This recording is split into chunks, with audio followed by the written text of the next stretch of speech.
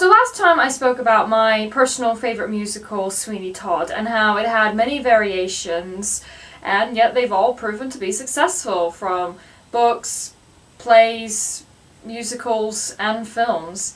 So I might as well look at another one of my favourites that has had a lot of variations and has been very successful. I mean, we're talking about the longest running musical in Broadway history. I mean, what could go...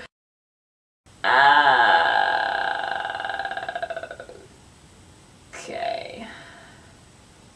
Well, a little background. In 1911, author Gaston Leroux published what was to be his most well-known story, Le Fantôme de l'Opéra. Yes, I know, my French is bad. But when it was first published, it was, not good. Reviews were disappointing, and book sales, well, they could have been better. I mean, who doesn't want to read a story about a monstrous-looking man who stalks some woman and forces her to fall in love with him? Do not mention the franchise that must not be named. Twilight. Get out! Okay, maybe I should start at the beginning. Gaston Leroux was very inspired by writers such as Edgar Allan Poe and Sir Arthur Conan Doyle, and so combined the genre of horror and mystery into the novel, as well as his other passion, the theatre, and his newfound love of Paris, France, during which he became a court reporter and a drama critic, and eventually an investigative reporter. But what inspired his story for Phantom was a counterweight from a chandelier falling and killing a worker at the Paris Opera. Which is probably the reason why the chandelier is such a big piece in the musical. Leroux then became curious of why, how, and of course, who caused this, and thus he created the Phantom of the Opera.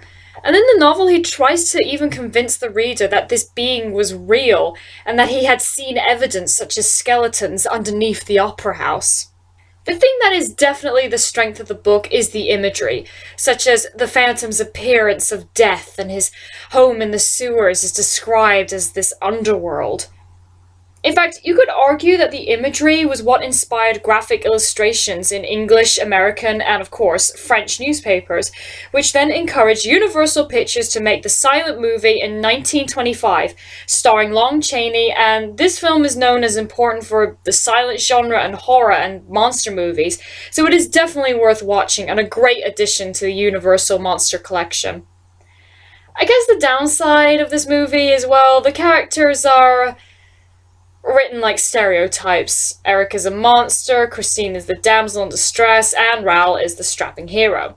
However, Lon Chaney's performance really does make him both horrifying yet tragic, much like the book, and it is really his most iconic role for a reason, so see it if you haven't. But what about the musical? That famous musical that made the story as timeless and so ingrained in our culture that pretty much everyone knows about it? Well, okay, here we go. Andrew Lloyd Webber and Cameron Mackintosh was inspired by the original novel and tried to focus on the romantic side of the story and the human side of the Phantom. Wow, they must have really liked that final monologue that Eric gives at the end of the book. Or probably because Andrew Lloyd Webber was in love with Sarah Brightman at the time. Yes, as many fans know, Sarah Brightman was cast as Christine Daae, and many say that this musical was pretty much written for her, and while I personally don't believe in that, she may have been one of the inspirations for it. The main difference between book and musical was the way that the whole story is viewed. In the book, it's more from Raoul's perspective, but in the musical, it's more from Christine, which makes sense, as then we can actually, see her being led by the Phantom down into his underworld. My jaw hit the ground when I saw that. I mean, look at it! And I guess this is probably the reason why so many people are in love with this show. We, much like Christine, are taken into a whole other world of illusion and mystery and romance and passion and music and a man in the shadows wearing a mask but has the voice of an angel. Okay, no wonder women love this musical so much. But even so, the chandelier rising above the audience with an organ playing the overture with curtains revealing the grand design of the opera house lets the audience understand that it's not just the characters that are going to be haunted by this ghost, but they are as well. This is probably why the show is successful as it is live, and the production lets you into its world, and its glorious design and music. So why didn't this musical work on film? Yes, in 2004, a movie adaptation of the musical was released, and well, its reputation is mostly negative. I mean, as much as I love the musical, the movie is pretty bad. While many people mention that it has relation with the director Joel Schumacher, who famously made the disastrous Batman and Robin, yes, the movie that brought us the Bat credit card.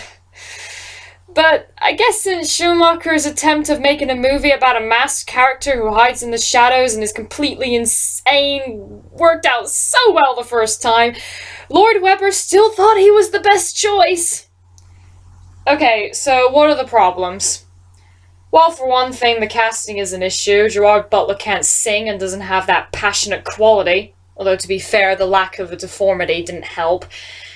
Emmy does not have that opera strength in her voice, as well as not looking remotely scared by anything. I mean, the Christine in the book is so torn on her feelings for him. I mean, listen to this quote. Ral has asked her what she feels about him, and it goes, "With horror," she said. "That is a terrible thing about it. He fills me with horror, and I do not hate him. How can I hate him, Ral? Think of Eric at my feet, in the house on the lake, underground. He accuses himself. He curses himself. He implores my forgiveness. He confesses his cheat. He loves me.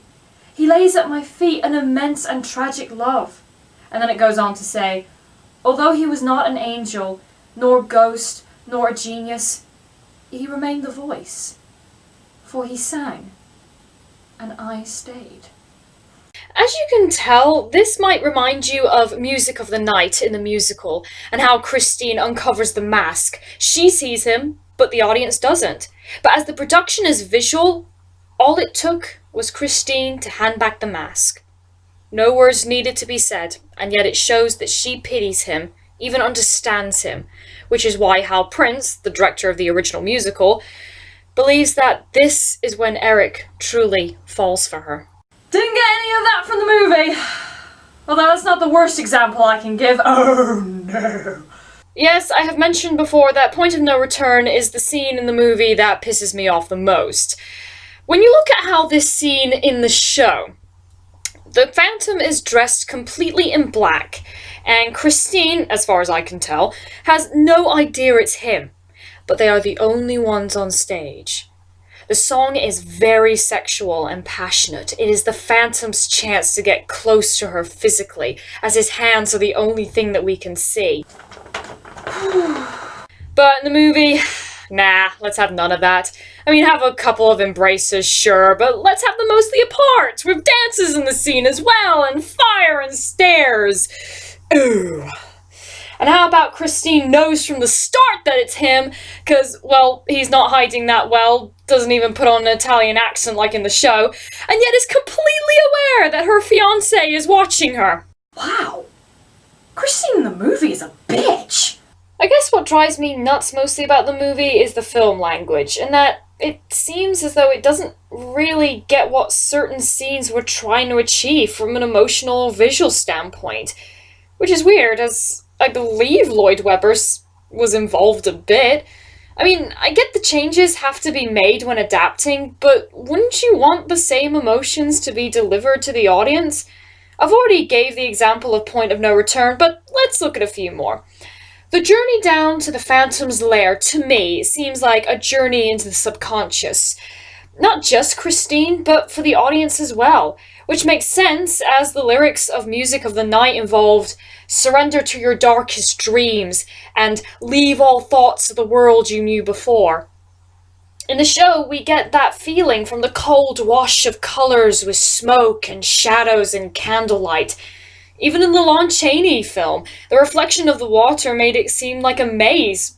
But in the 2004 movie, it looks more or less like any other set in the movie. Too much light and not so much mystery of the Phantom.